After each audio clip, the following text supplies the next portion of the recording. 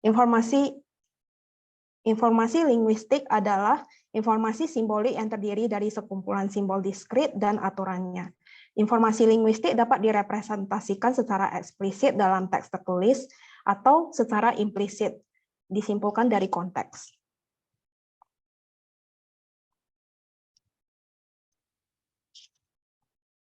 Kemudian, informasi paralinguistik. Informasi paralinguistik adalah informasi tambahan selain informasi linguistik yang sengaja ditambahkan oleh pembicara, seperti intensi atau niat dan sikap pembicara. Berikutnya adalah informasi non-linguistik.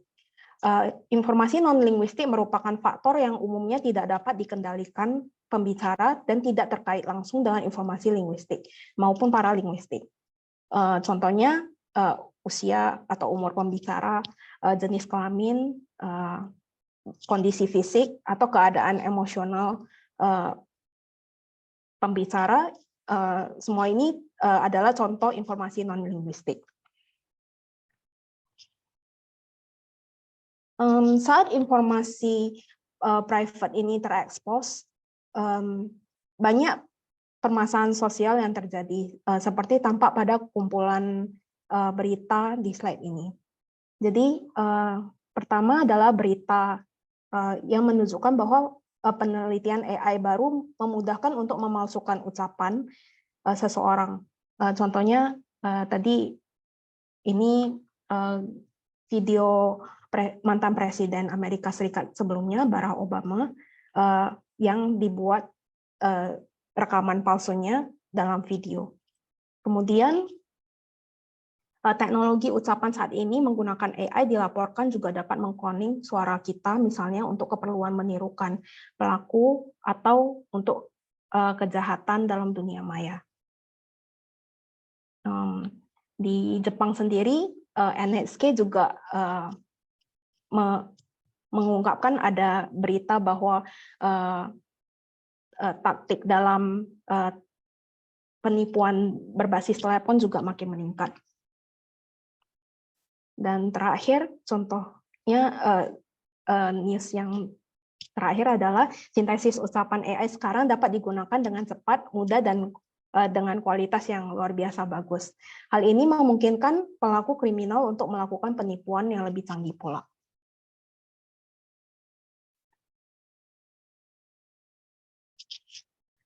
Riset mengenai secure speech communication mempertimbangkan 3 faktor utama terkait safety, privacy, and fairness. Jadi, untuk safety, contohnya adalah bagaimana cara memproteksi suara dari berbagai macam serangan dari luar. Kemudian untuk privacy adalah bagaimana cara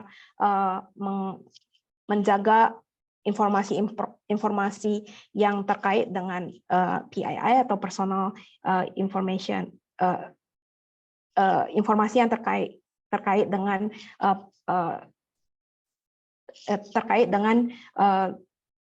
diri pembicara, contohnya umur, gender, dan lain-lain.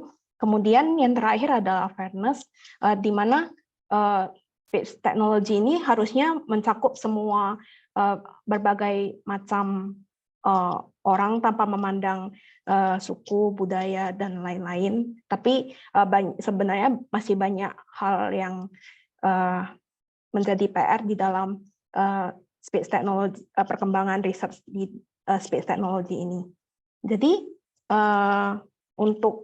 karena saya pikir banyak hal detail di dalam setiap bagian di sini, saya akan fokus memberi contoh pada bagian safety, misalnya untuk mencegah atau melakukan proteksi terkait serangan yang mungkin terjadi. Jadi dalam riset saya, salah satu pendekatan yang dapat digunakan untuk menanggapi isu safety adalah dengan speech information hiding. Speech information hiding secara harafiah berarti teknik menyembunyikan data dalam speech atau sinyal ucapan. Jadi ada 3 komponen utama dalam speech information hiding. Pertama, hidden bit generator atau generator yang pesan tersembunyi, kemudian ada embedder dan ada detector. Yang bagian tengah ini adalah opsional, karena kadang-kadang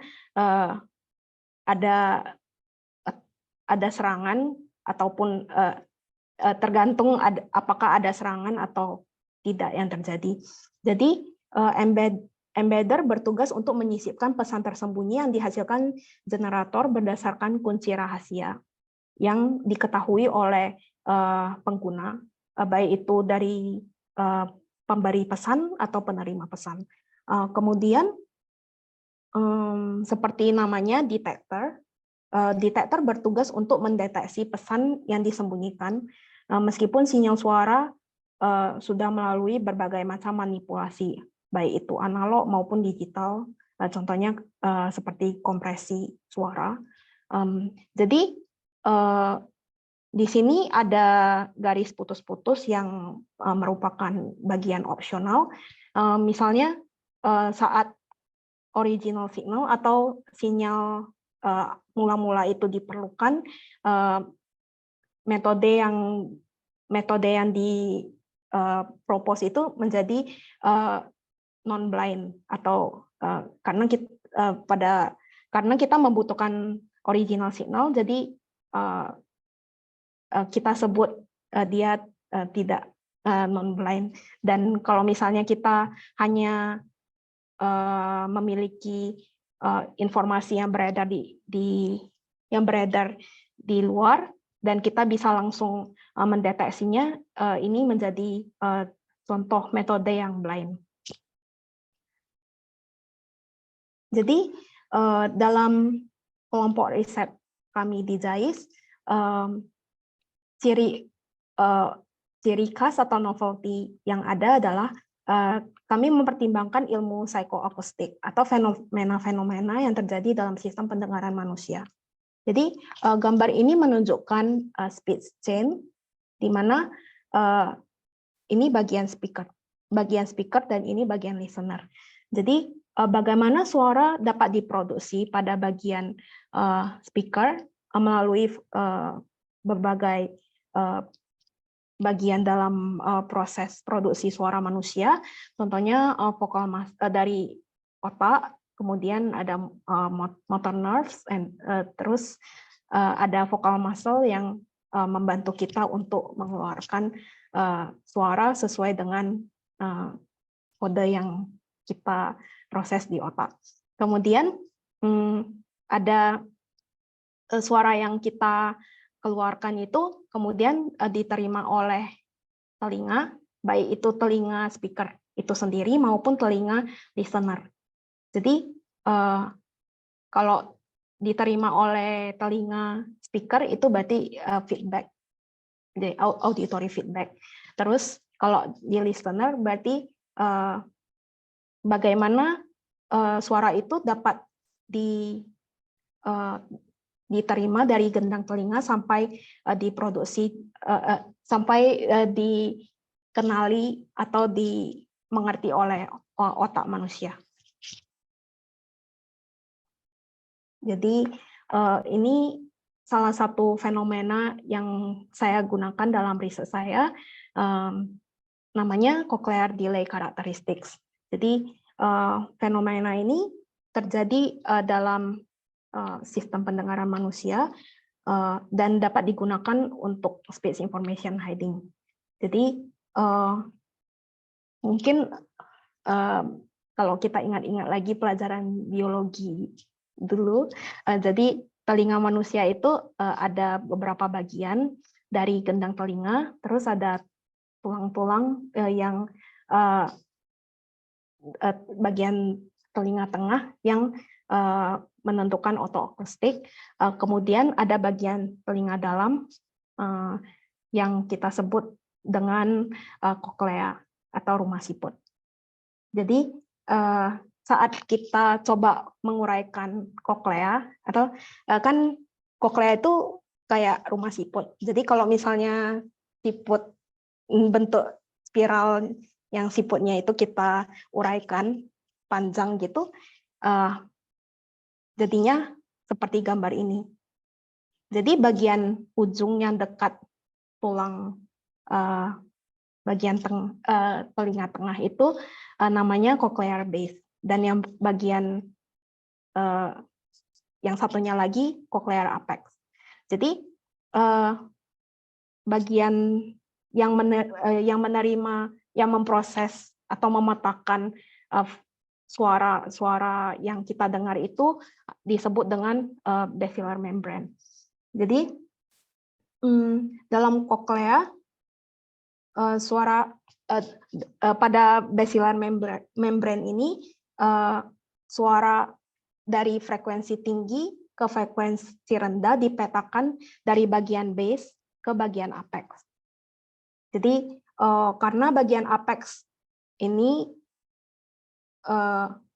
lebih jauh letaknya, delay suara yang diproses otak juga menjadi lebih panjang.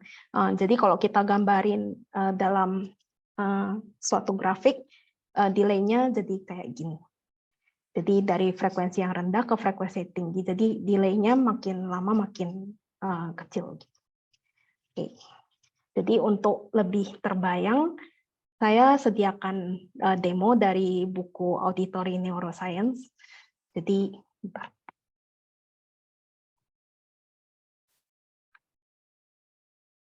sebenarnya ini ada suaranya, tapi cuman pure tone doang. Jadi mungkin dari gambarnya sudah cukup jelas menurut saya. Jadi pada demo ini akan ada sinyal sinusoidal sederhana dari frekuensi rendah ke frekuensi tinggi. Jadi frekuensi rendah itu nada yang rendah. Terus frekuensi tinggi itu nadanya tinggi. Mungkin untuk sementara bisa ditangkap seperti itu dulu. Terus yang bagian bawah ini menunjukkan bagaimana respons bagian basilar membrane di cochlea.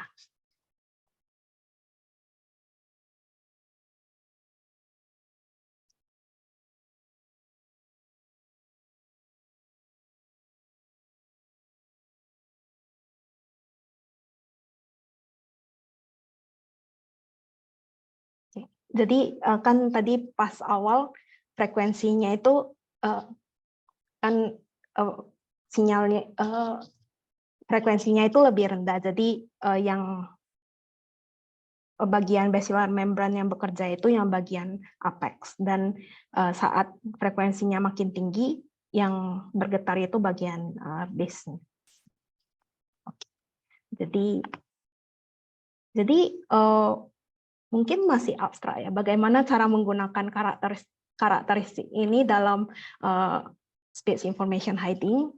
Jadi mungkin beberapa slide dari sini dan berikutnya agak teknikal, jadi ya nanti kalau ada yang kurang dipahami mungkin bisa ditanyakan. Jadi dalam pemrosesan sinyal atau signal processing, fenomena cochlear delay dapat direpresentasikan dengan infinite impulse response atau IIR all-pass filter. Jadi respons group delay dari filter ini dapat direpresentasikan dengan gambar ini. Dan kalau kita ekspresikan dalam persamaan matematika, kita bisa dapat frekuensi respons seperti ini.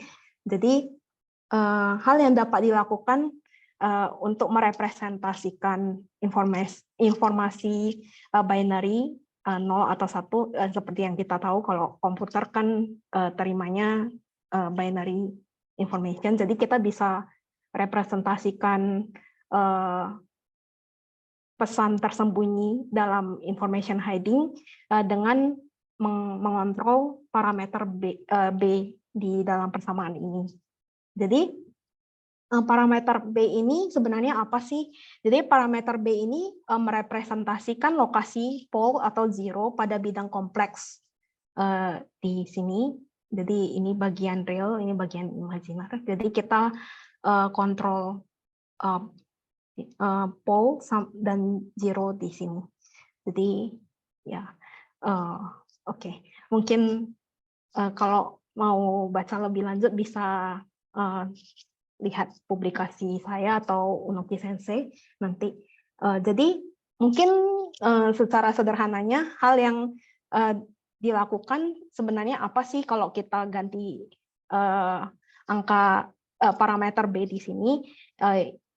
Hal yang terjadi adalah kita mengubah informasi phase atau phase modulation pada sinyal suara.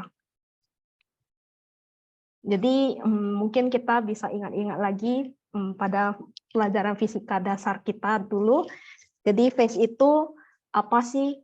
Ya ini cuman ilustrasi aja ya, karena sinyal suara itu kan terdiri dari banyak frekuensi dan lebih kompleks. Jadi ini cuman untuk menggambarkan phase pada sinyal sinusoidal sederhana. Jadi waktu kita belajar fisika dasar dulu kan kita bisa deskripsikan suatu gelombang sinusoidal dengan persamaan seperti ini. Jadi kalau ada phase itu kita tambahin saat kayak digeser ke kiri atau ke kanan itu kita kayak kontrol phase pada sinyal itu kan. Jadi ya kita bisa lihat pergeseran atau cara kontrolnya itu dengan phase yang disimbolkan dengan pi di sini, di persamaan ini. Oke. Jadi untuk menyembunyikan data 0 atau 1, contoh paling sederhana dalam suara itu adalah, ya tadi kita udah lihat speech information hiding itu ada 3 komponen utama, kayak message, generatornya, terus embedder sama detectornya. Jadi untuk embedding prosesnya itu kita bisa menggunakan 2 parameter B, yaitu B yang merepresentasikan digit binary 0 dan B yang merepresentasikan binary 1. Jadi kemudian kita menggunakan weighting function di sini. Mungkin ini agak signal processing. Jadi kemudian cara kita menggunakan konsep overlap and add untuk mendapatkan watermark signal atau sinyal yang sudah berisi informasi pesan tersembunyi yang kita ingin masukkan ke dalam suara tersebut. Kemudian untuk pendeteksiannya kita menggunakan FFT atau fast Fourier transform. Kemudian kita coba compare dengan original suara sinyal yang aslinya. Kemudian kita lihat bagaimana phase yang terdeteksi itu, apakah dalam suatu kalau misalnya memenuhi syarat ini, maka message yang terdetek itu bisa jadi 0 atau 1 gitu. Oke. Jadi aplikasi untuk speech information hiding itu sebenarnya banyak. Jadi salah satunya untuk digital right management, contohnya untuk copyright management. Jadi mungkin agak kurang, kalau misalnya kurang terbayang gitu, misalnya kalau ada kita ada music production company gitu kan, mereka mau memprotek sinyal musik yang mereka hasilkan supaya tidak didistribusikan dengan sembarangan, mereka bisa taruh copyright gitu. Jadi kalau misalnya gambar kan kita kadang-kadang bisa lihat ada watermark-nya gitu kan. Nah itu. Jadi kalau di speech juga kita bisa masukin watermark. Jadi untuk digital right management. Kemudian untuk broadcast monitoring, jadi kita bisa cari tahu misalnya sinyal suara yang kita sebarkan itu kemana aja gitu.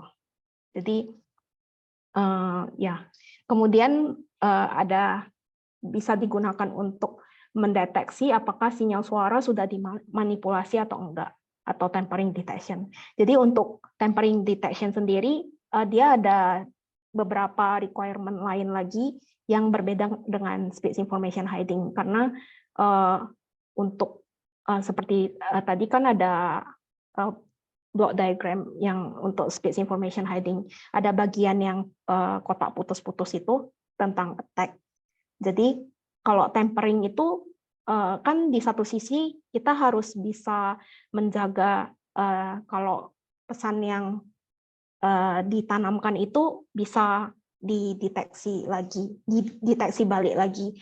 Tapi di satu sisi kita juga harus punya standar kalau dalam suatu batas tertentu pesan yang ditanamkan itu kalau misalnya melalui proses apa udah berubah, jadi maka kita bisa simpulkan kalau suara itu udah ditempered atau dimanipulasi. Terus terakhir untuk autentikasi, jadi yang bagian ini saat kita ingin jadi kalau misalnya kita sembunyiin pesan dalam suara, misalnya oh suara ini milik punya siapa gitu. Jadi saat kita masukkan suara ini ke suatu mesin yang untuk ngecek kalau suara ini benar nggak sih usernya ini gitu. Jadi ya ini salah satu contoh autentikasi.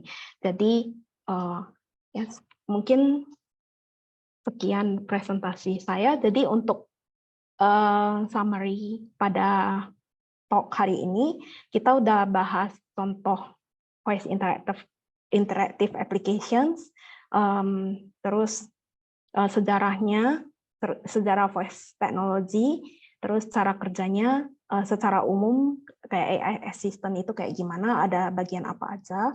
Terus kita juga bahas keuntungan speech technology dalam kehidupan kita sehari-hari.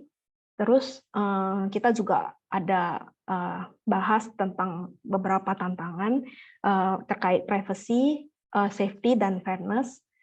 Dan terkhususnya safety, saya coba jelasin research saya yang terkait secure speech communication, terutama tentang speech information hiding using cochlear delay characteristics. Ya, sekian presentasi saya. Jika ada pertanyaan, silakan. Terima kasih, Candy Sensei. Ini saya ada, mungkin sebelum dari Bapak Ibu ya, pertanyaan dari Bapak Ibu, saya ada sedikit pertanyaan. Jadi, si information hiding ini sendiri, itu berarti disimpannya nanti di aplikasi perekam suara ya? Ya, itu kayak Secara aplikatif ya? tergantung desainnya gitu sih, Bu. Jadi bisa aja di HP atau maksudnya di gadget kita, atau kayak kita butuh physical equipment saat kita rekam gitu langsung ada information hiding ya? ya informasi yang disimpan gitu. Di HP atau mungkin di laptop, jadi apapun device-nya, kita lengkapin itu gitu ya idenya ya. Sekarang sendiri sebenarnya udah ada belum sih yang memang kita bisa pakai, yang available gitu, yang buat kayak misalnya gini ya, kita lagi Zoom nih ya. Nah, mungkin berarti kan harusnya recorder kita ini sudah dilengkapi dengan information hiding kan. Artinya ketika misalnya tadi Candy Sensei bilang diedit orang gitu ya rekamannya. Kita kan jadi bisa tahu ini tuh sudah memang ada orang yang edit atau tidak kan ya. Nah, ada nggak sih yang udah available yang bisa dipakai oleh masyarakat umum? Sebenarnya ada, tapi masih sangat terbatas karena speech itu kan sensitif sekali ya. Jadi kalau kita edit sedikit kan langsung kedengaran kayak kualitasnya langsung jelek atau gimana gitu. Jadi kayak masih banyak PR terkait itu sih, Bu. Oh, oke. Kalau sudah ada ini sangat menarik karena kan sekarang lagi zaman deepfake itu ya. Orang juga kesal juga kalau misalnya dibuat deepfake-nya terus dipakai buat black campaign seseorang ya, apalagi ini Hmm. menjelang 2024. Ya. Sebenarnya ini sebuah teknologi yang sangat penting. Oke, saya ada pertanyaan juga terkait yang tadi slide terakhir itu menarik banget sih. Ada beberapa pemanfaatan kan ya. Nah, bisa tolong jelaskan lagi nggak sih yang broadcast monitoring itu gimana itu caranya? Secara lebih detail lah ya. Oh, jadi kalau broadcast itu kan kayak saat kita nyebarin suara kita misalnya kan. Jadi ya sebenarnya sama sebenarnya kayak research di sini itu masih agak terbatas di bagian definisi penggunaan aplikasinya gitu sih, karena kan tergantung aplikasi mungkin penerapannya beda-beda gitu kan. Jadi untuk broadcast monitoring ini sendiri, misalnya kita ini contoh aja sih, kalau misalnya aplikasi sebenarnya mungkin belum ada gitu. Jadi kalau misalnya kita rekam suara kita, terus kita mau broadcast ke misalnya ke WA teman-teman kita gitu kan. Jadi salah satu aplikasinya itu gimana cara kita tahu broadcast kita itu asli dari sumbernya atau misalnya ternyata itu broadcast dari broadcast gitu. Itu sih mungkin yang bisa saya jawab dari Jadi pertanyaan yang di ini. hide-nya apa? Information Ya, hiding yang disimpannya apa? itu tergantung kembali definisinya gitu kan. Jadi bisa kayak misalnya saya taruh sign tentang saya gitu untuk broadcast ke teman-teman gitu. Tapi kalau misalnya teman saya sebut saja A gitu, dia broadcast lagi punya saya gitu kan, mungkin dia punya sign-nya sendiri gitu. Jadi kan jadi tertimpa gitu kan. Jadi sign-nya jadi ada dua gitu. Jadi ya kayak information hiding dengan pesan yang tersimpan ini kita bisa lihat, oh ini ternyata udah ada dua sign nih, berarti kayak ini berarti kayak broadcast yang bukan dari yang utama gitu. Oh, jadi memang si information hiding-nya ditempel lagi ya. Bukan berarti yang si information hiding pertama kita ada yang berubah otomatis enggak juga ya. Iya. Ah, oke oke oke. Nah, terus yang tempering detection berarti ini yang dimasukkan juga itu information hiding yang kita masukkan juga mungkin key-nya kita yang di-generate sesuatu yang em, bisa dianggap secure juga gitu. Betul nggak ya? Kalau Iya, tanggapanku begitu. Oh, oke. iya. Jadi ya kayak gimana kita tahu kalau suara yang kita dapat ini udah diganti sama orang, misalnya eh, kayak misalnya kita kasih pidato gitu, terus ada bagian suatu speech kita itu dalam rekaman diganti dengan suatu kata-kata yang buruk gitu kan. Jadi gimana kan misalnya kalau kita ini contoh aja ya, kayak misalnya kita taruh watermark watermark dalam suara itu, terus kan bagian yang dimanipulasi itu tentu yang pasti nggak ada watermark kan, atau kayak terpotong gitu. Jadi kita bisa langsung tahu, oh ini udah dimanipulasi, jadi gitu. Iya, karena harusnya serangkaian suara itu semua ada watermarknya, tapi Iya. tiba-tiba ada bagian tengah yang tadi diganti nggak ada watermarknya. Itu Mm-mm. kalau misalnya di replace gitu ya, atau ada disisipin. Tapi kalau Iya. misalnya dihapus, ada bagian dari kita tuh yang dieditnya tuh dihapus. Misalnya katakan kita ngomong tidak gitu ya, terus bagian tidaknya tuh dihapus gitu, langsung ditempel ke yang frame berikutnya. Itu mungkin nggak ya? Gimana caranya ya? Mungkin sih Bu. Contoh ya, yang tadi kan face modulation. Jadi kan kalau misalnya kita hapus bagian tengah gitu, kan berarti face-nya nggak sinkron sama yang berikutnya kan. Jadi ya berarti ada sesuatu yang salah di situ. Oh, ngeceknya dari situ, dari face modulation. Jadi bukan dari information hiding ya kalau itu ya. Itu bagian dari Oh itu, information oh oke, hiding juga sih. oke. Ya, tapi tergantung tekniknya juga kan. Face modulation itu salah satu pendekatan aja Bu yang di dalam speech information hiding. Jadi ada banyak teknik lagi. Oke, oke. Baik, Bapak Ibu, apakah ada yang mau bertanya terkait dengan speech information hiding ini? Secara pemaknaan sangat penting dan kalau kita bicara tentang security, wah ini nyambung sekali ya. Eee, Sayang rasanya kalau misalnya di Indonesia sendiri, kalau kalau sekarang kan Candy Sensei ini di Jepang nih ya, jadi penelitiannya sebenarnya di sana. Setahu saya kalau di Indonesia masih belum ada ya Candy Sensei peneliti di kita di setahu aku sih di ITB juga belum ada soalnya. Adanya kalaupun hiding itu, ke image ya itu Pak Rinaldi ya. Tapi kalau ke speech ini rasanya sih belum ada ya Bu Desi Bu Desi mau Oh, bertanya? boleh. Alhamdulillah. Silakan Bu Desi. Baik, Bayu, terima kasih banyak. Selamat siang, Mbak Terima Candy. kasih, Bu. Ya, senang sekali bisa mendengarkan paparan Candy pagi ini.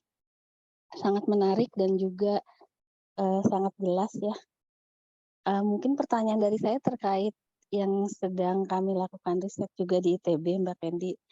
Bagaimana untuk mendeteksi bahwa suara seseorang itu adalah rekaman atau memang suara yang langsung di-tap di sistem yang authorized gitu ya. Ini kaitannya dengan voice biometrics atau di biometrics lain mungkin kita kenal dengan istilah liveness detection. Apakah kemudian input suaranya itu merupakan rekaman? Kalau rekaman kan akan berbahaya ya ketika untuk otentifikasi suara seseorang mengakses sebuah sistem gitu ya. Nah ini untuk information hiding ini bisa diterapkan tidak ya? Dan kalau bisa kira-kira idenya seperti apa? Mungkin itu saja. Terima kasih. Oke, Bu. Terima kasih atas pertanyaannya. Jadi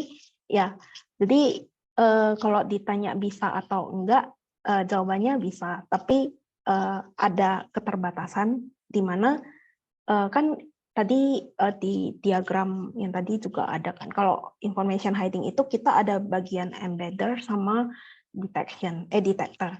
Jadi kita harus embed dulu informasi yang ada, baru kita bisa detect. Tapi untuk aplikasi yang tadi Ibu sebutkan, misalnya kayak liveness detection itu kan kalau misalnya secara lebih realistik itu kalau kita nggak embed informasi rahasia apapun di awal kan. Jadi untuk itu sebenarnya ada research langsung terkait itu kayak misalnya spoofing detection. Jadi mungkin lebih detailnya bisa cari tentang replay attack, bagaimana cara mengetahui kalau suara itu sebenarnya udah di play ulang dari rekaman, dan jadi namanya replay. Jadi atau suara itu beneran dari suara asli kita gitu. Jadi apakah jelas atau mungkin bisa ditanggapin dulu, Bu? Oke, jelas sekali, Candy. Terima kasih banyak. Terima kasih ya Bu Desi atas pertanyaannya. Ini ada satu pertanyaan sebenarnya di chat, kurang begitu nyambung ya dengan topik kita hari ini, tapi kalau misalnya Candy Sensei bersedia jawab terkait dengan pengenalan emosi melalui suara gimana? Jadi ini ada Dio Solomo ya, bertanya tentang pengenalan emosi melalui suara, algoritma yang baik untuk mengenali emosi melalui suara, apakah CNN atau BLSTM? Apakah Candy Sensei bersedia menjawab? Oh ya, jadi ya sebenarnya saya tidak research langsung tentang emotion recognition, cuman ada beberapa research saya terkait speaker verification gitu, jadi ada terkait dengan kayak pembicaranya gimana gitu sih. Cuman untuk algoritmanya sendiri, kalau misalnya kita bilang CNN atau by LSTM itu kan udah teknik mesin learning-nya kan. Jadi sebenarnya kalau kelompok research kita itu lebih tertarik dengan kayak fitur akustik apa yang ada di dalam suara itu yang menunjukkan misalnya orang ini suara dari orang ini sebenarnya dia lagi marah. Jadi kayak fitur akustik apa yang merepresentasikan dia ini marah gitu. Jadi kayak misalnya pitch-nya itu jadi makin tinggi atau kayak loudness-nya jadi makin tinggi. Itu contoh kayak dasar maksudnya kayak basic-nya banget gitu. Tapi kayak mungkin ada beberapa dari student di sini yang research tentang emotion recognition, kayak ada beberapa yang saya tahu mungkin kayak ada layer untuk mengetahui kayak fitur dalam speech gitu sih, emotion yang untuk menentukan emotion gitu ya. Gitu. Kalau misalnya untuk teknik mesin learning-nya sendiri, saya sebenarnya kurang begitu detail soal itu. Terima kasih Kinesya. Jadi fokusnya ke fitur akustik ya, terkait dengan emosi ini fitur akustik yang paling pas gitu ya. Ini ada pertanyaan juga nih dari Ibu Karmila Sari ya. Ada di chat. Indonesia kaya akan ragam dialek bahasa daerah, contoh dialek bahasa Jawa, bahasa Batak. Apakah speak recognition bisa mendeteksi apakah suatu dialek itu asli atau dibuat-buat? Misal seorang artis harus berperan sebagai orang Batak sehingga dialek dia coba sesuaikan dengan peran itu. Ya. Gimana Kini Sensei? Apakah Ya, mungkin ya menarik? ini topiknya agak ya masih terkait karena pemrosesan suara, tapi saya tidak bekerja, sekali lagi saya tidak bekerja di bagian speech recognition. Jadi kalau untuk dialek sendiri, setahu saya ada beberapa researcher yang melakukan penelitian tentang kayak low resource language gitu. Jadi mungkin kalau Bu Karmila Sari ingin tahu lebih lanjut, mungkin bisa cari keyword tentang kayak low resource language speech recognition atau kayak zero resource, semacam itu sih menurut saya. Yes. Ini ada satu pertanyaan lagi dari Pak Albertus Pekerti. Pak Albertus mau langsung open mic, Pak? Oh, boleh Bu. Terima Boleh, kasih silakan. atas waktunya. Izin bertanya, saya tadi lihat di slide bahwa modified signal tadi itu dikirim melalui transmission communication channel, walaupun itu disebutkan masih opsional ya. Nah, sedangkan dalam transmisi, nah kita tahu bukan hanya ada attack, melainkan juga ada noise, mungkin terjadi noise, mungkin terjadi data loss. Nah, saya mau tanya seberapa robust metode yang diusulkan ini terhadap noise atau data loss yang terjadi. Terima kasih. Ya. Terima kasih Pak Albertus.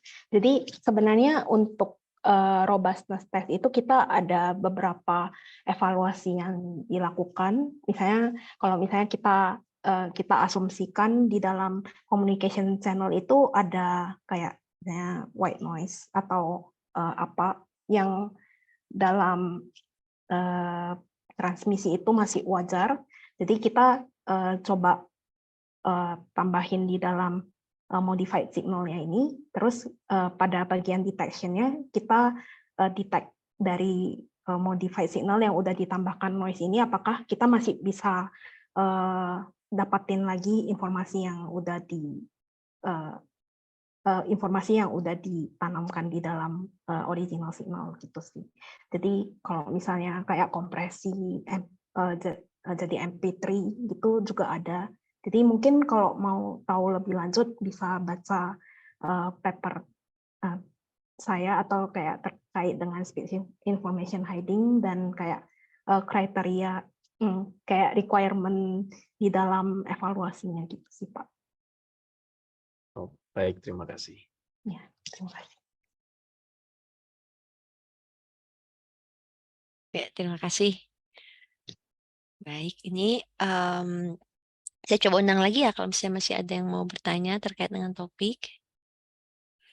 Oh ya, kalau misalnya mau kontak Candy Sensei, misalnya ada yang mau bertanya itu gimana baiknya? Apakah lewat email atau gimana? Mungkin bisa diberikan email. Oh, tadi Kalau boleh. Kita tulis di... ya ini Oke, email yang saya. ini ya. Mm-mm. Oke, candylim@jais.acicp. Jadi dulu Candy Sensei dapat S2 di Jepang itu ketika sudah jadi ini ya, apa namanya, research assistant ya, kalau nggak salah ya. Ya, Waktu dapat research assistant tuh caranya gimana tuh? Emang ada eh, informasi di JAIS-nya gitu ya?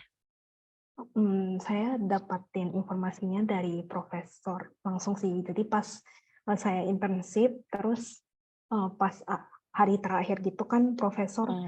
nanyain ada rencana lanjut S2 enggak gitu. Jadi habis itu kayak ada kontak lebih lanjut gitu. Pas waktu pertama apply internship, itu lewat info yang dari mana? Dari kerjasama ITB dan Oke, JAIS. jadi dari kampus ya. Iya, Oke. dari kampus. Baik, terima kasih Candy Sensei. Karena sudah tidak pertanyaan lagi, jadi ini kita akan tutup. Tapi sebelum kita tutup, saya mau minta semua untuk kalau bisa open cam ya. Kita akan ada foto. Mas Hendra bisa bantu untuk screenshot ya, Mas ya. Ya, baik. Mungkin jika berkenan bisa nyalakan kamera. Ya, terima kasih untuk Bapak Ibu yang sudah hadir, terutama untuk Candy Sensei yang bersedia sharing ilmunya. Ini sebuah ilmu yang sangat menarik ya. Yang moga-moga kedepannya kita bisa pelajari dan teman-teman di Indonesia juga bisa mulai meneliti di bidang ini. Silakan Mas Hendra bisa kasih aba-aba. Ya, baik. Untuk yang slide pertama, saya mulai 1, 2, ya. Next ke slide kedua. 1, 2, ya. Dan selanjutnya 2, 3. Udah, Bu. Siap, terima kasih semuanya. Baik, dengan ini AI Talk yang ke-10 dari ITB sudah selesai. Sebenarnya ini juga menyudahi AI Talk ITB kita. Belum tahu apakah akan ada kegiatan sejenis atau tidak, tapi untuk sementara akan kita tutup dulu. Terima kasih sekali lagi. Selamat siang semuanya. Selamat melanjutkan aktivitas. Semoga sehat selalu. Assalamualaikum warahmatullahi wabarakatuh. Waalaikumsalam warahmatullahi wabarakatuh. Waalaikumsalam warahmatullahi wabarakatuh. Waalaikumsalam warahmatullahi Thank you, wabarakatuh. Candy. Makasih.